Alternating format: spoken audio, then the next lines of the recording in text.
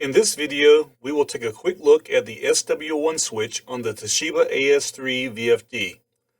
The SW1 switch determines the logic functionality for the digital input terminals. There are three options: sync, PLC, and source.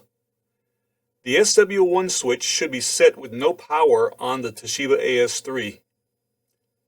If control wiring is not being used, set the switch to the sync position.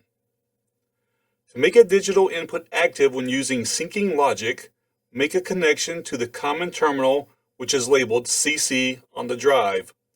For example, to give a forward run command, connect a contact closure, like a switch or a relay, from the F terminal to the CC terminal. To make a digital input active when using sourcing logic, make a connection to the 24-volt supply, which is labeled P24 on the drive. For example, to give a forward run command, connect a contact closure from the F terminal to the P24 terminal. The PLC position is used when needing to use an external 24-volt power supply instead of the internal 24-volt power supply.